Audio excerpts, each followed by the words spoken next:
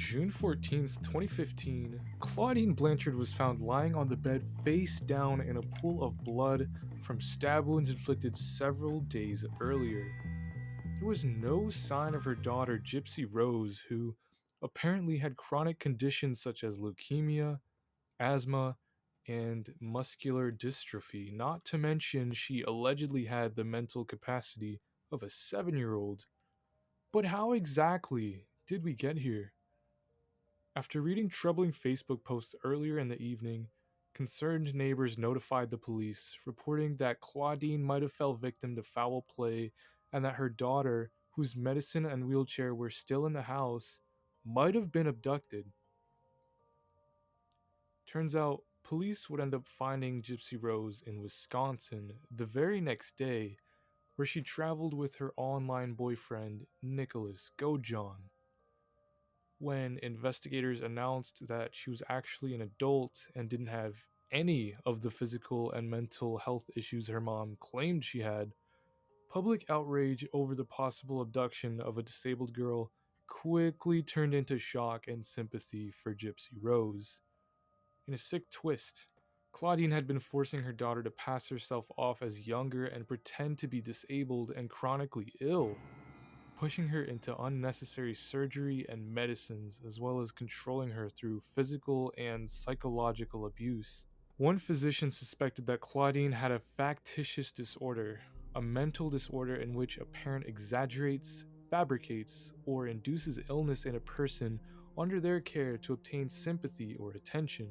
Nonetheless, many people accepted her situation as true, and the two benefited from the efforts of charities such as Children's Mercy Hospital, Ronald McDonald House, and the Make-A-Wish Foundation. Gypsy Rose was born on July 27, 1991, thanks to Dee Dee, who was 24, and Rod Blanchard, who was 17 at the time. They named their daughter Gypsy Rose because Dee Dee liked the name Gypsy and Rod was a fan of Guns N' Roses. According to Rod, who was still involved with Gypsy at this point, by the time she was 3 months old, her mom was convinced she had sleep apnea and began taking her to the hospital, where repeated overnight stays with a sleep monitor revealed no such thing. Dee Dee subsequently became convinced that her daughter had a wide range of health issues, which she attributed to an unspecified chromosomal disorder. When she was about 7 or 8, Gypsy was riding on her grandpa's motorcycle when they were involved in an accident where she suffered a minor abrasion on her knee. As a result, Dee Dee said that doctors had given her a wheelchair she'd need to use. In addition, Gypsy often went with her parents to Special Olympics events. In 2001, when Dee Dee claimed she was 8, she was actually 10. She was named the honorary queen of the crew of Mid-City, a child-oriented parade held during Mardi Gras in New Orleans. Gypsy seems to have stopped going to school after 2nd grade, possibly even as early as kindergarten. Dee Dee homeschooled her after that, supposedly because her illnesses were so severe. This, however, was just a tactic to isolate Gypsy to further abuse. But don't be fooled. She's a pretty smart girl.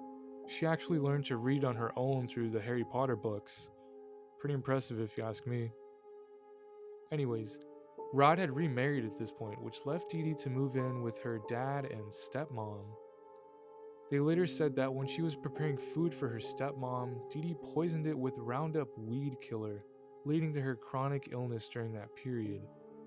She was arrested for several minor offenses at this point, including writing bad checks. Her family began to regularly confront Dee Dee about how she treated Gypsy Rose, and they grew increasingly suspicious because of her stepmom's health. That, however, returned to normal shortly after Dee Dee and Gypsy left for Slidell.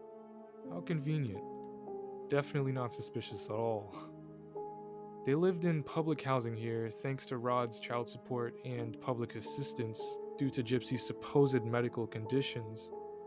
They'd continue to see various specialists for Gypsy's alleged illnesses, which now included hearing and vision problems. While a muscle biopsy found no sign of the muscular dystrophy, she was successful in securing treatment for other issues. For example, after she told doctors Gypsy had seizures every few months, they prescribed anti-seizure medicine. Several surgeries were performed on her during this time, and Dee Dee always took Gypsy to the emergency room for minor ailments.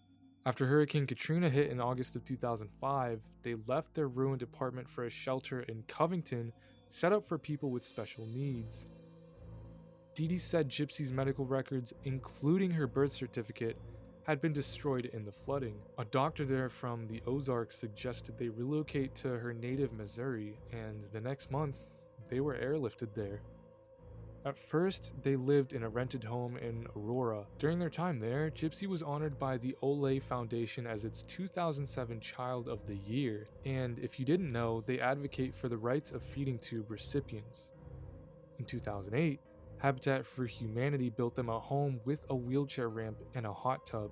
The story of a single mother with a severely disabled daughter forced to flee Katrina's devastation received considerable local media attention, and the community often pitched in to help Dee Dee, who now went by Claudina Blanchard. The outpouring of support included many charitable contributions. In Louisiana, they occasionally stayed in Ronald McDonald houses during medical appointments. In Missouri, they received free flights to see doctors. Free trips to Disney World were common, along with backstage passes to Miranda Lambert concerts via the Make-A-Wish Foundation.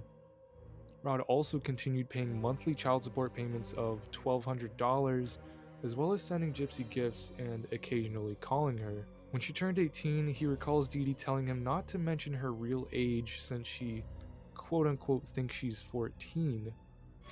Rod and his second wife hoped to visit, but Dee Dee would always change plans for a variety of reasons.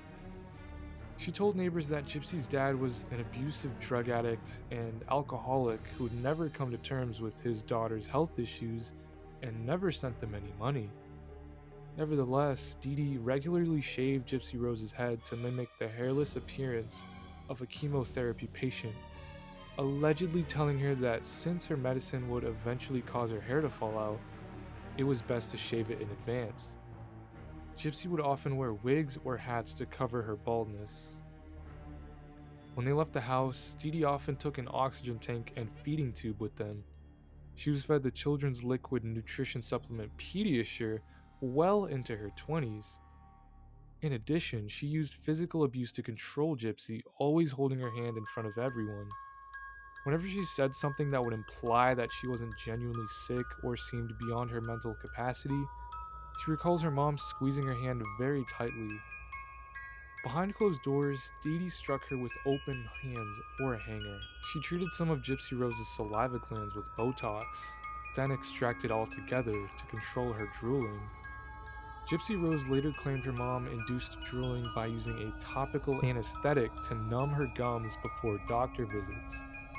The lack of salivary glands, coupled with side effects of the anti-seizure medicine she was given, caused her already few teeth to decay to the point that the majority of her front teeth were extracted and replaced with a bridge. Tubes were implanted in her ears to control her ear infections. Moving on, Bernardo Flatterstein, a pediatric neurologist who saw Gypsy Rose in Springfield, became suspicious of her muscular dystrophy diagnosis. He ordered MRIs and blood tests, which found no abnormalities. After contacting Gypsy Rose's doctors in New Orleans, he learned that her original muscle biopsy had come back negative, undermining Dee Dee's reported diagnosis, as well as her claim that all her records had been destroyed by flooding. He suspected the possibility of Munchausen syndrome by proxy. Dee Dee stopped taking Gypsy to see him because of this. In 2009, an anonymous caller told the police about Dee Dee's use of different names and birth dates for herself and her daughter, and suggested Gypsy Rose was in better health than claimed. Officers performed a wellness check and accepted Dee Dee's explanation that she used the misinformation to make it harder for her abusive ex-husband to find them, and reported that Gypsy Rose seemed genuinely mentally disabled. They never talked to Rod to confirm any of this, by the way. The file was then closed, ultimately cutting off any glimmer of hope Gypsy Rose had of escaping her nightmare. Furthermore, Gypsy Rose had attended science fiction and fantasy conventions since 2001. At a 2011 event, she tried escaping her situation but ultimately failed, when her mom found her in a hotel room with the man she'd met online. Again, Dee Dee produced a false, later birth date and threatened to inform the police. She recalls that Dee Dee smashed her computer with a hammer and threatened to do the same to her fingers if she ever tried to escape again. She also kept Gypsy Rose leashed and handcuffed to her bed for 2 weeks. Dee Dee later told her that she'd filed paperwork with police claiming that she was mentally incompetent, leading her to believe that if she tried to go to the police for help, they wouldn't believe her. Shortly after being freed from the bed, Gypsy Rose tried escaping the house again by shooting her mom 10 times with a BB gun, which she initially believed was a real gun. In 2012, Gypsy Rose used the internet after her mom went to bed to meet Nicholas Gojon from Big Bend, Wisconsin on a Christian singles website. Nick has a criminal record for indecent exposure and a history of mental illness, sometimes reported as dissociative identity disorder. He's also autistic. In 2014, Gypsy Rose confided to her 23-year-old neighbor Aaliyah Woodmansey, who considered herself a big sister. Her and Nick flirted online, their exchanges sometimes using BDSM elements, which she since claimed was more what he was interested in. She told Aaliyah her and Nick were discussing potential names for their children. In response to this, Aaliyah tried to talk her out of it, still thinking she was too young and possibly even being taken advantage of by a sexual predator. She considered Gypsy Rose's plans just fantasies and dreams, and nothing like this would ever really take place. Despite Dee Dee's efforts to prevent her from using the internet, which went as far as destroying her daughter's phone and laptop, she maintained contact with Aaliyah, who saved printouts of her posts until 2014. The next year, in March of 2015, she arranged and paid for Nick to meet her mom in Springfield. Her plan was for him to just casually bump into her while she and Dee Dee were at the movies watching Cinderella and apparently strike up a relationship that way, and then later for her to introduce him to her mom. Nick says she led him to the bathroom handicap stall where the two had sex. She denies this, saying that the two did not have sex and that Nick pulled out his dick but wasn't able to get hard. They continued talking online and began developing their plan to kill Dee Dee. Eventually, he returned in June of 2015, arriving while Gypsy Rose and her mom were at a doctor's appointment. After they returned home and Dee Dee had gone to sleep, she let him inside and allegedly gave him duct tape, gloves, and a knife with the understanding that he'd use it to murder Dee Dee. She hid in the bathroom and covered her ears so she wouldn't be able to hear Dee Dee screaming. He then stabbed Dee Dee 17 times in the back while she was asleep. He then went back to Gypsy Rose and had sex in her room, with her claiming it was non-consensual. He went after Gypsy Rose because she didn't allow him to go for Dee Dee before the murder, as he had previously fantasized about. She said that she had called out for help from her lifeless mom during the non-consensual sex. Afterwards, they took $4,000 in cash that Dee Dee kept in the house, mostly from Rod's child support. They fled to a motel outside Springfield where they stayed a few days while planning their next move. During that time, they were seen on security cameras at several places. Gypsy Rose said at that point that she believed the two had gotten away with their crime. They mailed the weapon back to Nick's home in Wisconsin to avoid being caught with it, then took a bus there. Several witnesses who saw the pair on their way to the Greyhound station noted that she wore a blonde wig and walked just fine. Several friends and neighbors went to the house after seeing concerning Facebook statuses. Red flags were popping up one after another when phone calls went unanswered. While they knew the duo often left on medical trips unannounced, they saw Dee Dee's modified car still in the driveway, making this unlikely. Protective film on the windows made it hard to see inside in the low light. No one answered the door, so they called 911. And when police arrived, they had to wait for a search warrant to be issued before they could enter.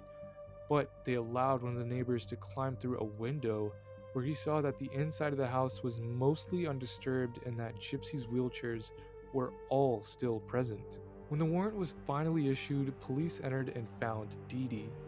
A GoFundMe account was set up to pay for her funeral expenses and possibly even Gypsy Rose's. All who knew the Blanchards feared the worst. Even if Gypsy Rose hadn't been harmed, they believed she'd be helpless without her wheelchair, medicines, and support equipment like the oxygen tanks and feeding tube.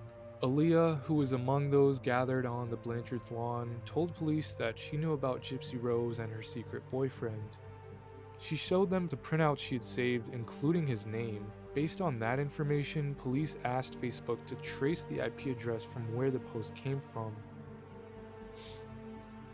It turned out to be in Wisconsin, and the next day police raided the home. Nick and Gypsy Rose surrendered and were taken into custody on charges of murder and felony armed criminal action. The news that Gypsy Rose was safe was greeted with relief in Springfield, where her and Nick were soon extradited and held on a $1 million bond. But in announcing the news, Greene County Sheriff Jim Arnett warned, "Things aren't always what they appear." The media in Springfield soon reported the truth of the Blanchard's lives, that she'd never been sick and had always been able to walk, but her mom had made her pretend otherwise, using physical abuse to control her. Jim urged people not to donate money to the family until investigators learned the extent of the fraud. After everyone was made aware of how Dee Dee treated Gypsy Rose, sympathy for her as the victim of a violent murder rapidly shifted to her daughter as a long-term victim of child abuse. While the charge of first-degree murder can carry the death penalty under Missouri law or life without parole, County Prosecutor Dan Patterson announced he would not seek it for either, calling the case extraordinarily unusual. After her attorney obtained her medical records from Louisiana, he secured a plea bargain to second-degree murder for Gypsy Rose. Fast forward to July of 2016, she accepted the plea bargain and was sentenced to 10 years in prison.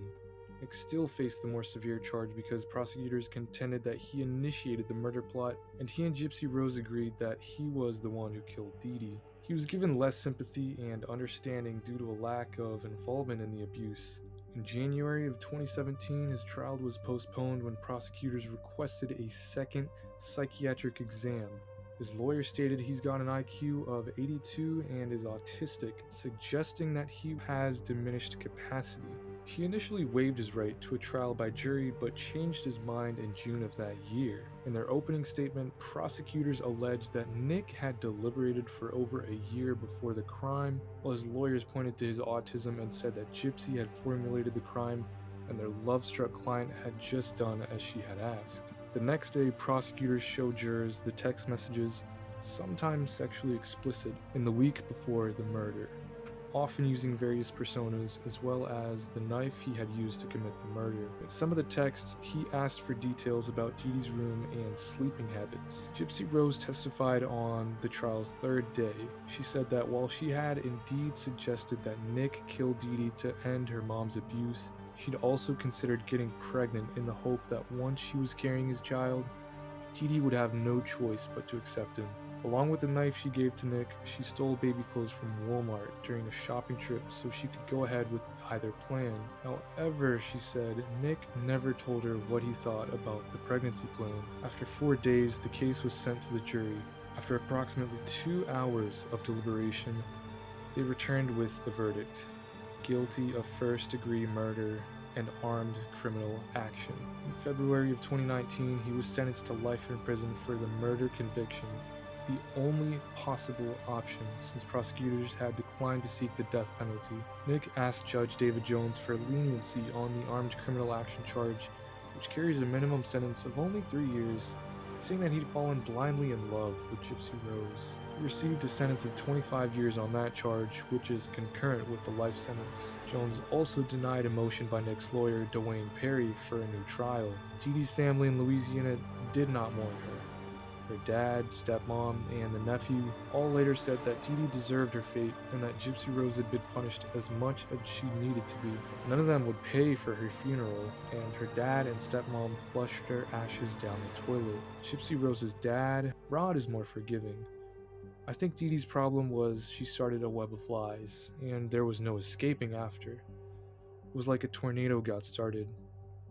He was happy the first time he saw a video of Gypsy Rose walking under her own power. Gypsy Rose herself had this to say on January 4th, 2018. I feel like I'm more free in prison than with living with my mom, because now I'm allowed to just live like a normal woman. On June 27th, 2022, She married Ryan Scott Anderson. On September 29th of 2023, the Missouri Department of Corrections confirmed that Gypsy Rose had been granted parole, and she was released on December 28th of 2023 after serving 85% of her sentence per state law.